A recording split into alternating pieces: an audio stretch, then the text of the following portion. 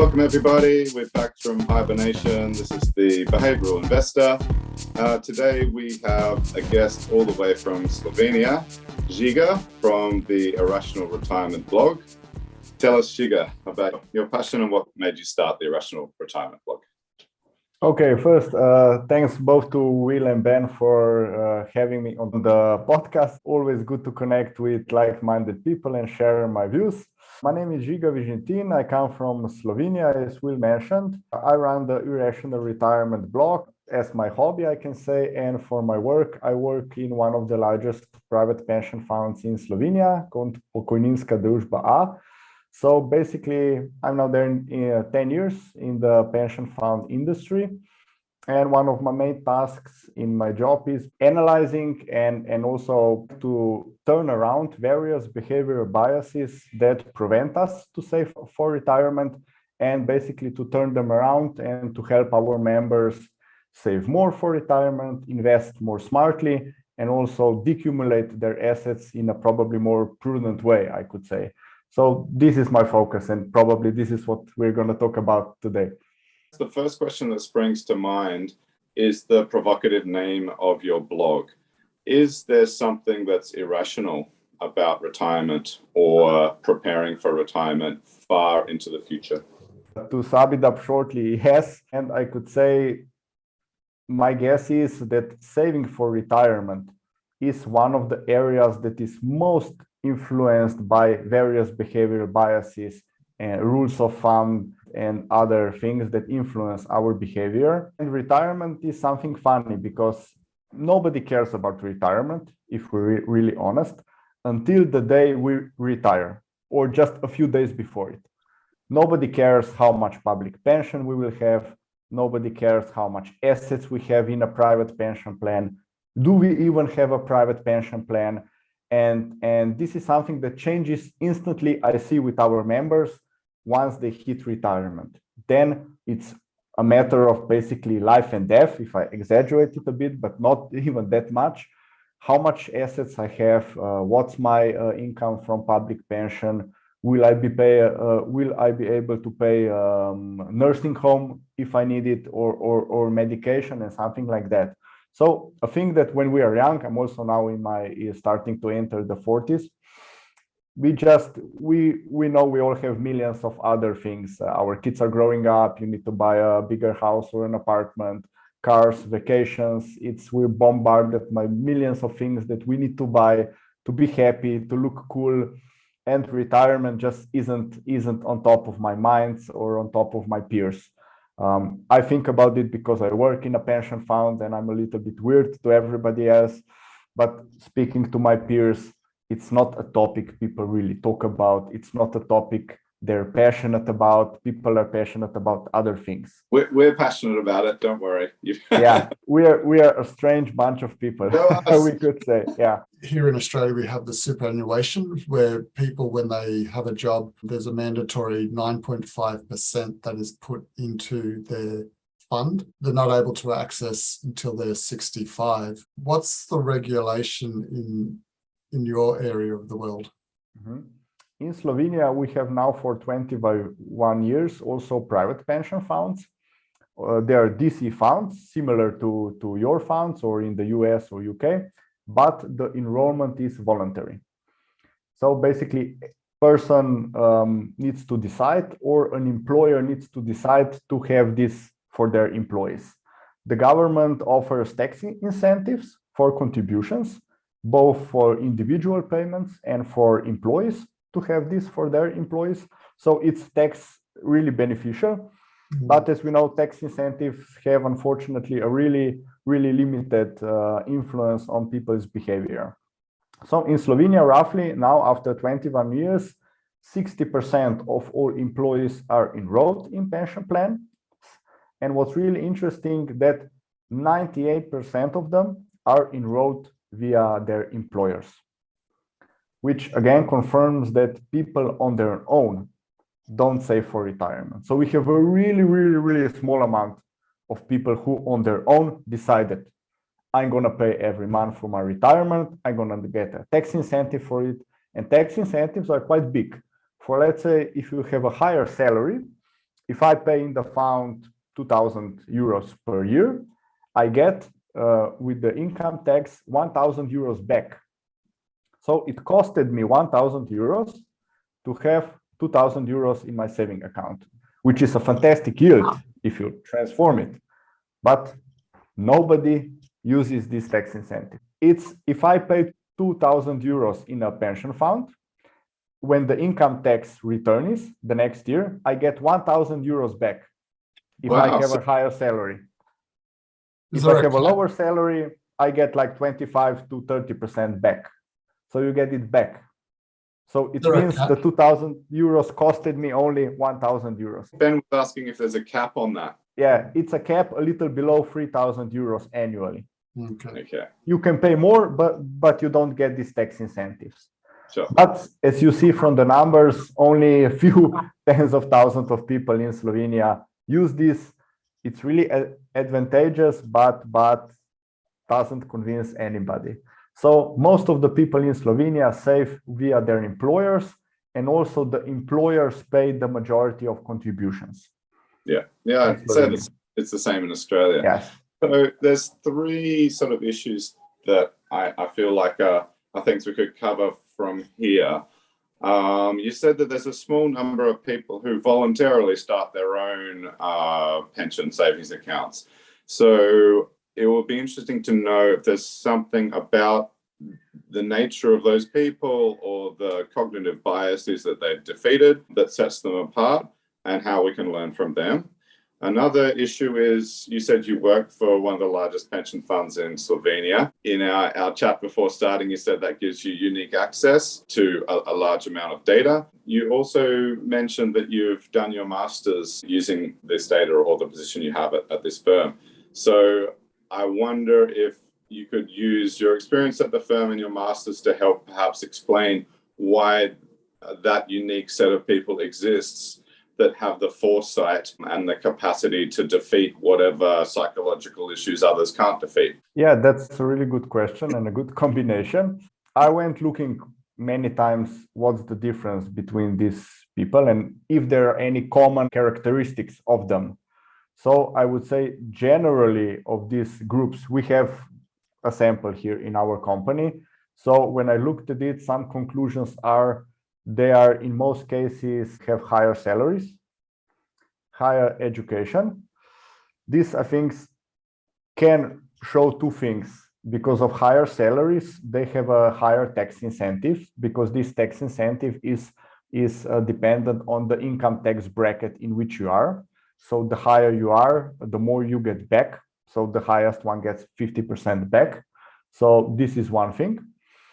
Also, when speaking to people, and I go a lot to, because we have corporate clients, and I go to all of them every year. I speak to employees there. We have seminars there. So I really speak to from the working guy at the production facility to the CEO of the company. So I always go to everybody, go to the trade unions to really get a feeling and to also explain our product to everybody. So I think also with higher education and higher salary, there's a bigger knowledge of tax incentives, just the awareness of it. Because also, if you're honest, I would say most of the people do not understand how income tax works. Because you pay little of the advance of income tax, and then once a year in Slovenia, you get it back. It's probably similar in Australia. I know it's similar in the US. So just the concept of it is unknown to most people, because most people just think I pay regular taxes and contributions every month and that's it. They don't understand that you have certain tax incentives. In Slovenia, you have also tax incentives if you have children, if you, I don't know, drive an ecological car or something. You have certain tax incentives that lower your income tax. And one of them is also contributions to the individual pension plans.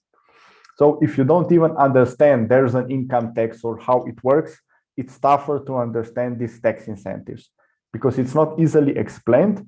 And also there's a certain lag because I pay contributions now and the return I get is in the next year. So I don't get this connection, you know. We need to have an alarm there. That sounds like delayed discounting. Yeah. The reward, you know, I pay the whole year and I get nothing back. hyperbolic discounting. Yeah. When we interviewed Merle van den Acker, she told us like 4 different types of discounting. But that's basically been, we've been aware on our podcast, at least since the 2nd episode when we interviewed a clinical psychologist. He actually gave us a formula. On another episode, Ben and I actually worked through that formula. The whole basis for our podcast was this spreadsheet that Ben and I came up with, where after 3 generations, you get to $1 billion with some fairly decent annual contributions, but with also a fairly basic compounding rate. The point was that the delayed discounting formula makes that $1 billion in 108 years feel like only $10,000 now. And that's why nobody really gives a damn. This is also one of the biggest drivers why people don't save for retirement, because I contribute every month. And for this, I promise you, you will have a big retirement nest egg after 40 years. Right.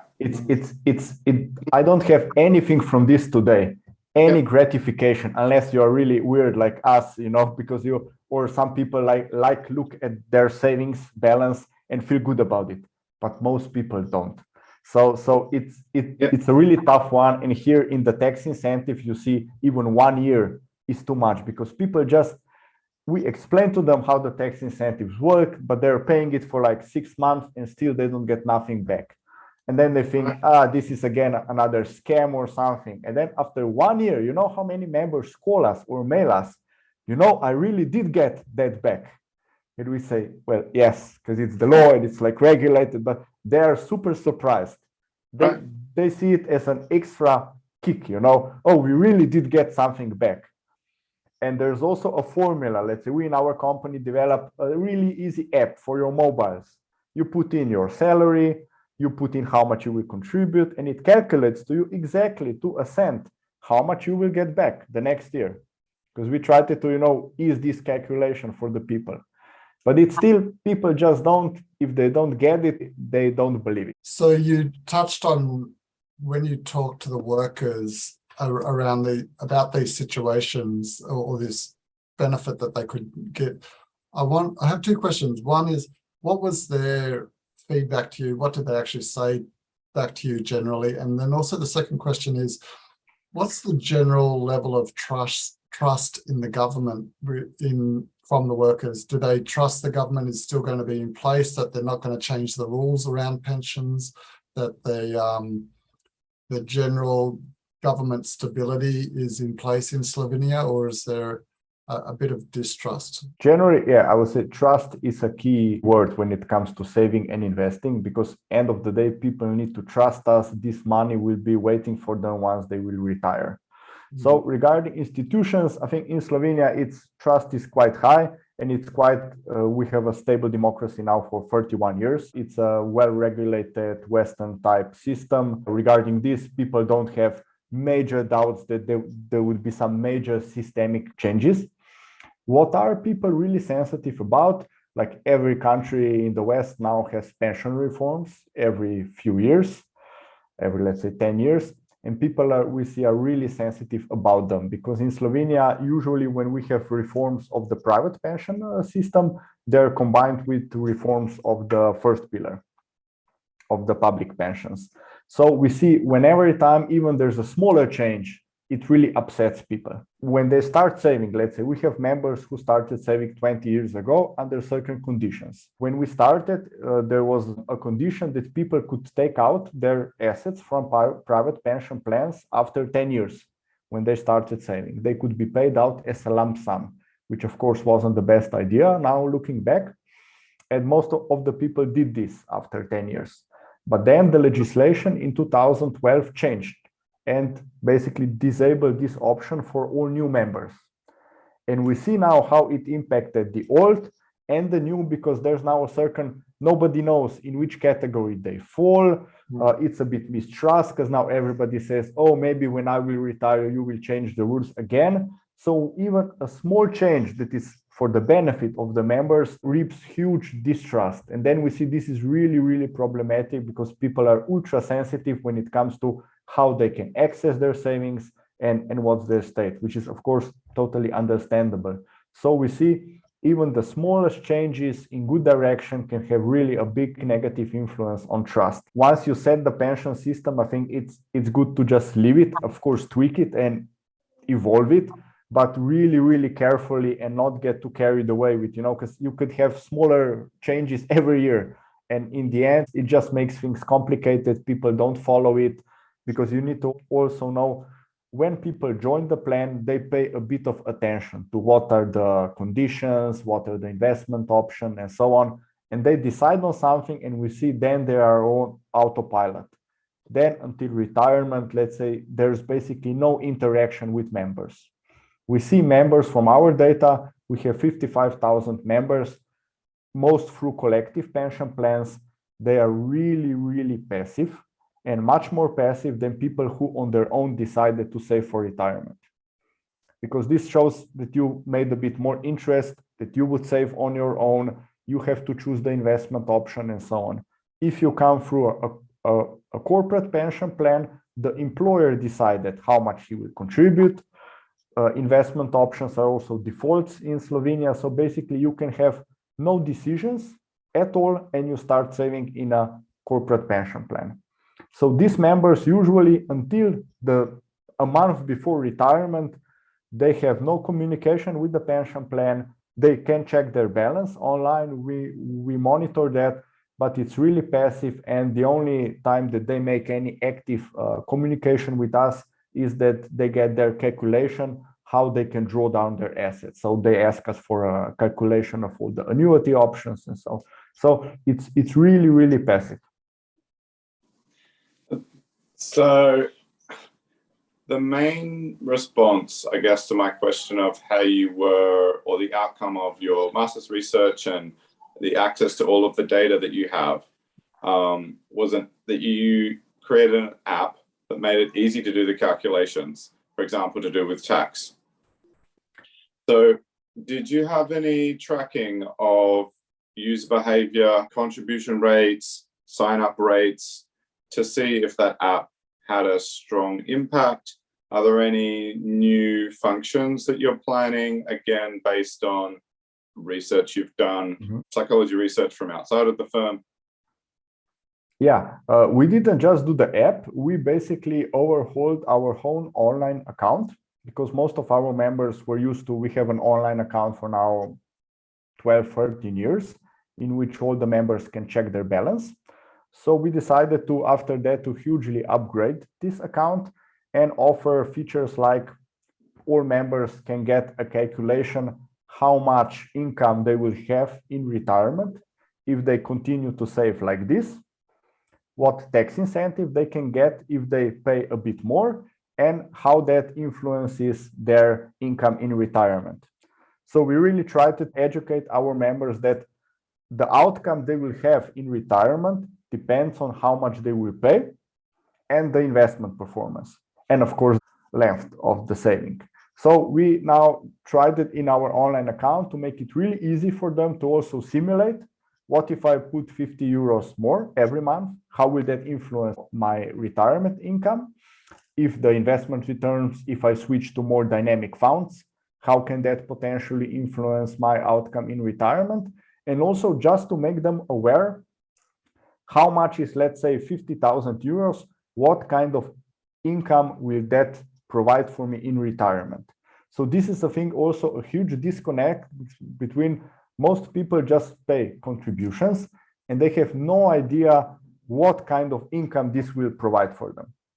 So I think it's really important to turn around the debate in retirement saving, not just on assets. I have 100,000 euros assets, but what kind of income I can get from this? Because end of the day in retirement, I need income. This kind of exercise when we did, and then we also spoke with people and surveyed them in the companies and so on. Some were really dissatisfied and I would say a bit disillusioned because they were under the impression they're going to get a much higher income from what they are paying.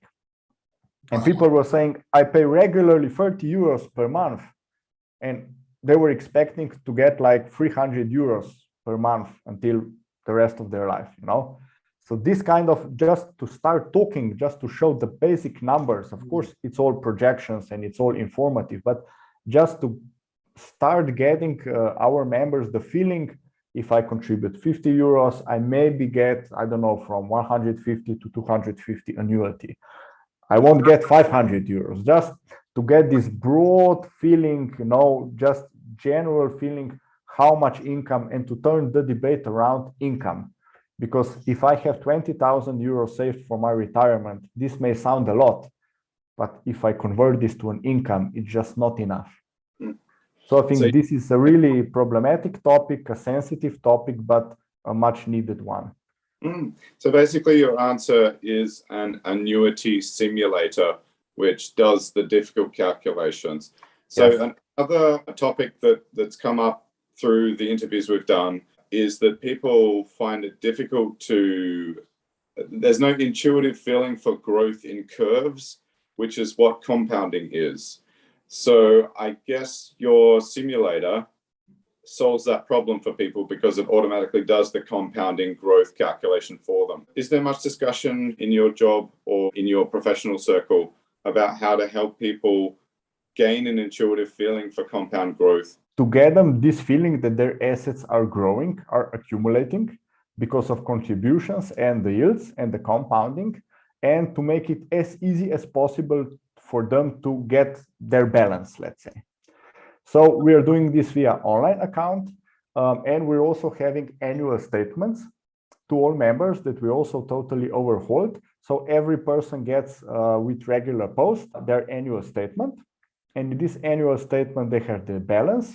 They have not just in percentages, because usually, you know, you tell them we had 6% yield last year, but this doesn't tell you nothing. So we started doing last year, we changed this and we put additional calculations. So you have the yield in euros. So each person sees, okay, for me, the yield was 321 euros. And we're also trying to be as transparent as possible. And we also show them all the costs in euros for their account and broken down, entry fee, management fee. So we're trying to do this super transparent to gain trust. And also in the long term, I think, because we discovered people keep those sheets, you know, those statements, and compare them year over year, you know. And just by doing this, you know, they are seeing growth, even if they don't use a computer and they don't have graphs. So I think making it this as clear as possible and as easy as possible for all kinds of people, the ones who don't use the computer and the ones who do it, is, I think, a step probably in the right direction, because it's a really tough thing to get them to feel. And we also saw it's super important to go to the people in person and explain these tough concepts in as easy as possible. So we have, let's say we have around 300 employers who save in our pension fund. So we go to all of them every year, but not just the management, the CEOs. If they allow us, we go to also the employees. So where employees have certain, let's say, annual educational things like safety at work or something like that, we go in that educational programs, and we have like a half an hour slot, and we just every year explain the basics. In your company, you have a saving account. Each of you has a saving account. You can log in here. It's really easy. And we show them how it's done. You get the annual statement, and we explain to them what the statement is. And we're repeating every year these things. So we saw this is the most, I think, important and has the most lasting impact. Because every year I get the same questions. What if you go bankrupt? Where are my assets? How is it saved? And if you answer it to them, they're satisfied, and then they feel good about it. So just doing this every year, I think it has the biggest influence. If I would have to name one thing, it's this, going in person to people. We have to do our job here, so we have to ask you at least one tough question. You said growth rate of 6%. Do you know the average annual growth rate of your, say, the balanced fund or the default fund for your firm since inception? I mentioned we have now life cycle funds for only 5 years, unfortunately. Before we had only one fund, and this was a guaranteed fund, a really conservative fund, and all of our members were in this fund. And in this fund, just for a feeling, we needed to guarantee how much you put in, the equity, and also a minimum annual balance. So these funds were run really conservative, mostly with bonds, governmental or corporate, 10% real estate, 5% equity. And let's say in our pension fund company, in the last 21 years, the average yield is 4.1%. Okay. On this fund. So the really conservative fund, which I think is quite good for a conservative fund. It is. So, yeah, this was the 4.1. Yeah. Yeah. For now, the last 5 years, we also have an equity fund and the balanced fund. And here, of course, it's now in the last years, which are quite turbulent. It's quite up and down. So it ranges from plus 20 to -5, let's say, in a year. But averages, we are now 5%, I think, on the balanced fund, and 5.5 on the equity one, because it's a bit strange years, the last 5 years. Okay, right. So over the past 5 years, your equity fund's done 5.5. Okay. Yeah. I like the idea when you described in the app where people could see what the impact was of them contributing extra funds to their retirement savings, both the balance and also the amount of income that they could live on. It's so true. I think that would actually be a really addictive little app for a lot of people, because I remember when Will and Ben and I would never stop using it. It would actually become a problem, I think, because we would, before making any purchase of a slice of bread or whatever it may be, we would, add it to the app and work out what does that result in terms of extra income in 20, 30 or 40 years from now. But I remember when Will and I were having a coffee at a Starbucks in Brisbane a few years ago, and he was looking to buy a red sports car, as he always is. And I haven't bought one. It was around about, it wasn't an expensive one, it was a second-hand. I think it was about $9,000 or $15,000, $20,000. And I said, hang on, you can't buy this car because we're going to compound at XX rate, and you invest that over, I think, 40 years. And you almost dropped your phone when you calculated and saw the number, because it came out to something like $9 million over that time period. So that when you described that app function, I thought made me remember that time when we had that coffee, Will, and just what a powerful tool that awareness is. So that's fantastic. Yes, compounding is crazy. And in this app, we also tried to do, we also made an in-house calculation of your public pension. It's not, of course, an official calculation, because in the end, we wanted to simulate, the app gives you your private pension, and we also wanted to give you a rough calculation of your public pension, and you count both of them together and compare them to your salary, because we wanted to simulate to you the drop. And then you can see, how much you would add to your private pension, and you would get to, 100% of your salary or half your salary. So this is, I think, then also important, not just to look at the private pension income alone, standalone, because people will also get a public pension. So I think it's important to count both of them together, because end of the day, the whole sum is important to you.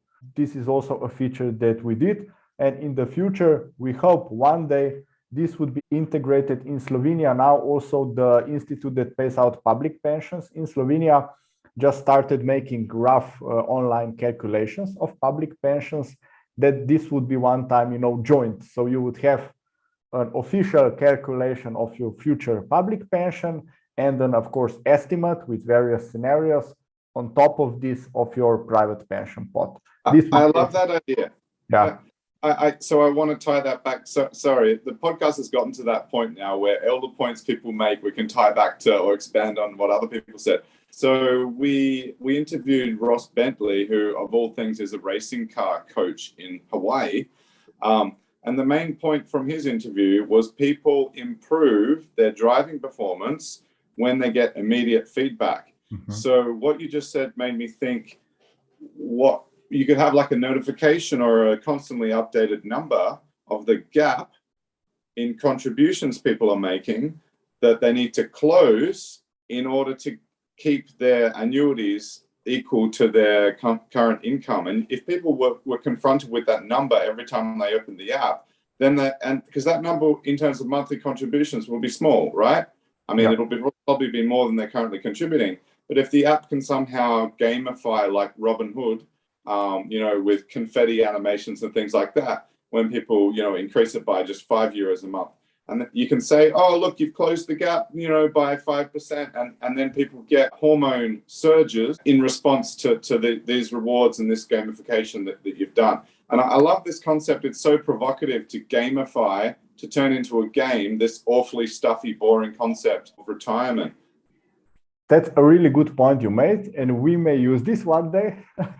It's because we are thinking now in the next overhaul of our online account, how to make more like that it would spark emotion.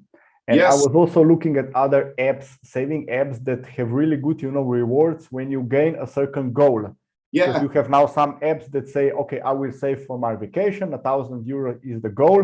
And then I show you every month or day in bars or charts that I'm closing in on my goal. So I think we should also turn this around to have a goal, how much I will get in retirement, and then have, as you said, some fireworks where you're in the right direction. Yeah. Go ahead. You start getting irrational behavior. Yeah. So you could add a competition component Yeah. and a league table, and then you'll have truly the most irrational coffee or cafe conversations ever. You'll have people talking about and competing with each other using this app for their pension, retirement, performance. Yeah, you made a really good point, and I think the future lies here. Like, we now have all the data in the world. You can know how to show it, what to show it, but now I think we need to spark some emotions from this. But you may be interested in this example that we already made in the online account when we gamified something, because I told you in the end, we combine the public pension calculation and the private pension calculation. And of course, we got initially two numbers, and that's not interesting, and your salary number. So you had three numbers and your salary number, and we told you your total income in retirement, public plus private, will be 70% of your salary, which just doesn't do anything for you.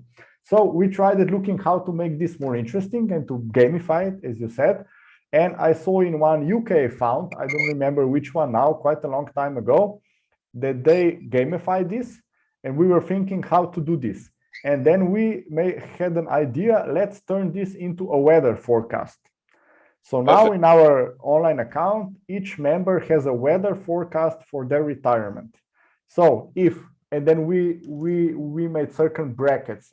If your total income is below, 50, it's a thunderstorm. If it's between 50 and 70, it's cloudy. If it's 70 to 100, and if it's above 100, this one I love, it's a rainbow. You got a picture of the rainbow. It's not super animated and super nice, but this was the intention. Are there any cyclones? They're unicorns. No, any cyclones or hurricanes? No, this not, but we should add it. It was only a storm, a thunderstorm. Well, this relates to the next. It's amazing you mentioned this. It's exactly all the concepts we've come across. Because another one, again, from the second interview with Tom Watts, he mentioned episodic future thinking. So you use your imagination to systematically, for every sense organ that you have as a human, simulate how the future will be. And so you've done in a slightly playful way using the weather. But just before you mentioned that, I was thinking my next question is going to be to you, or suggestion. You could have different visualizations, like of the type of house the person would have, the type of car, the neighborhood they live in, the crime rate, and you could have like 10 different options based on the contribution rate you made, but you've done it with weather. So it'd be at least the same. It's interesting, the same ideas. Yeah, no, I think this is now really how to make this really now interesting, animated. This will be now the next step, because we made this a few years ago. Now for the next years, we have plans to overhaul it now with new technology being enabled.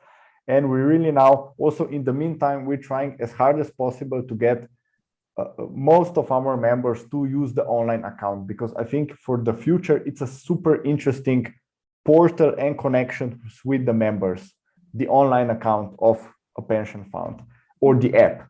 So I think these are super important channels for the future. For the younger workforce, this will be the main channel.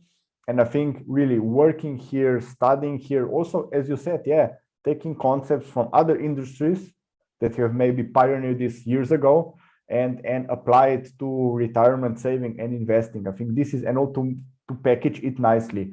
This is a thing then, this, if we're honest, insurance and the retirement industry isn't known as the most cutting edge, in design, in using certain things, gamification. So these are all things that were looked out a bit down on, but I think are super important that we go in them and implement them. Yes, because totally. Of a long time period. Compounding has a long time to work in a retirement fund or saving context. So the outcomes can be astronomical if you apply all of these cutting edge ideas. Ben was talking about how people could sort of think laterally with your annuity simulator, the calculator from your website.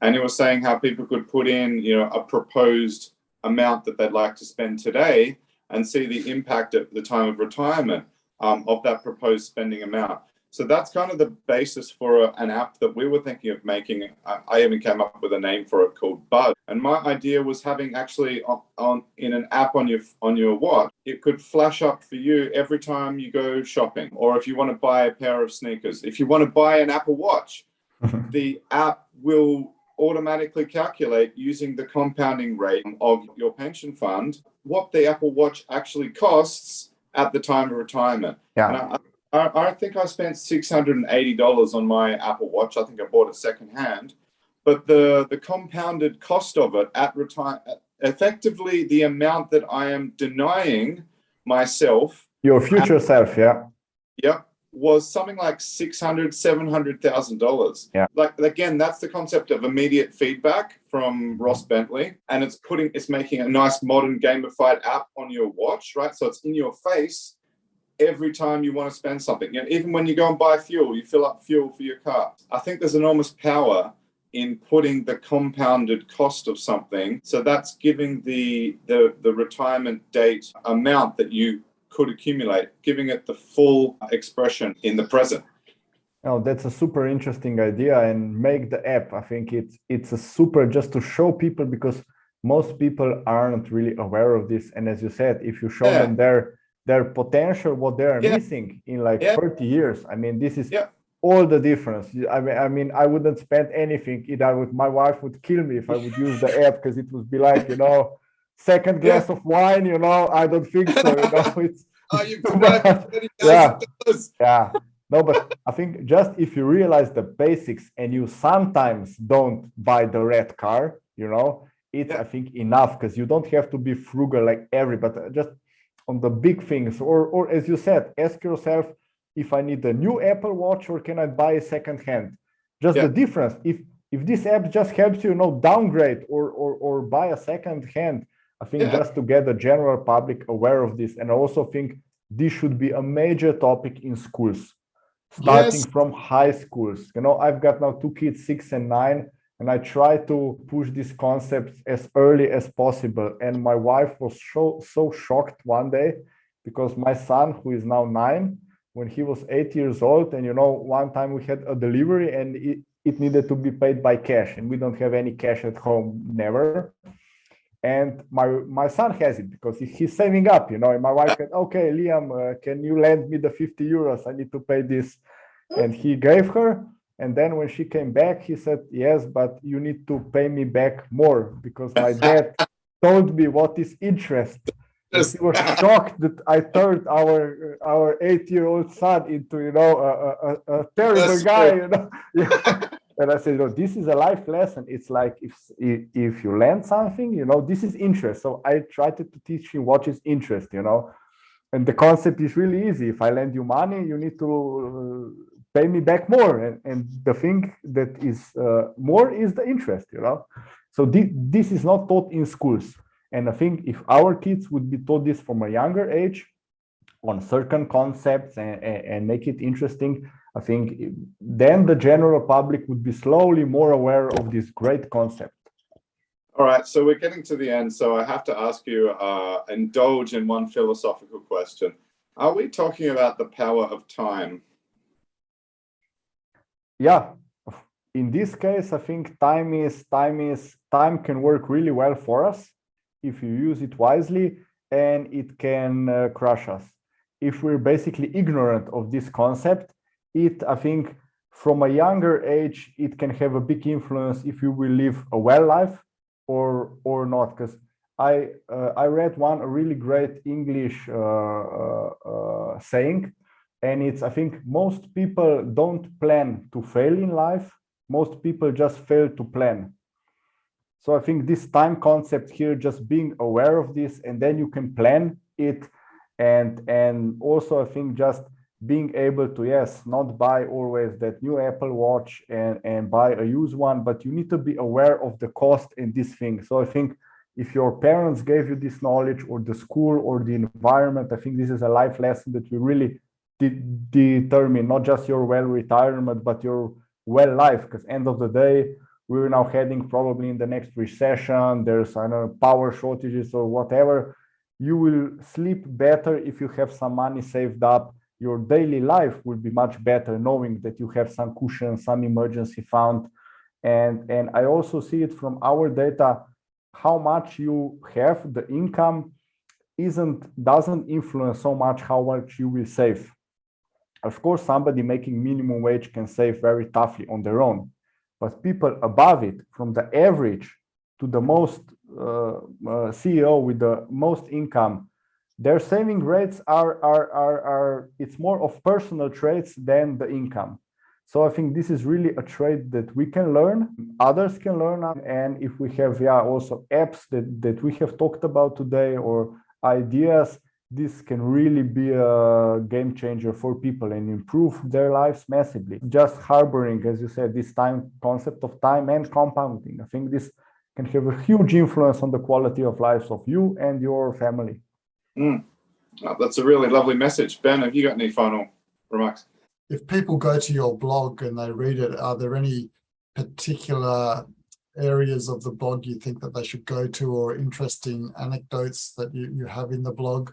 The main point is that each blog entry has a certain lesson. Let's say I try to keep it really simple. I compared saving pensions with the movie Don't Look Up, when there's a comet coming to crush the earth and nobody cares about it, Yep. It's just, trying to use some everyday metaphors to get a message out, as you said, compounding this example, that, the other one. So I think just reading it and being open to it. And then each of us, I think, just to, nobody will change their life around because of reading one blog or one article. But if you will have one small change, I think that's a goal enough. Small changes, because big changes are really tough, but just small changes, and this can make all the difference in the world. That's another really, really positive message. Well, it's been a great chat with you, Žiga, and nice to get to know someone from Slovenia, a beautiful country, great place to ride a bicycle through if anybody's looking for a place to have a nice holiday. Cool. For sure. Yeah, let's keep in touch. What's the URL for the blog, at least, and any other ways to contact you? www.irrationalretirement.com. And then there's also all of my contacts, and I'm also on Twitter and LinkedIn with my name and last name, and also my blog. So if you Google me, you'll find me. Great. That'll all be in the show notes. And yeah, lovely to stay in touch. There's a huge overlap between our projects and professional life. Super, really. Let's stay in touch, exchange ideas. And if I have some interesting things that I think it may be interesting to you, I'll just share it, via email and so on, and you can just have it. So when we also update our account, you'll be the first guys to know about it. Right. Thanks, Žiga. Thank you.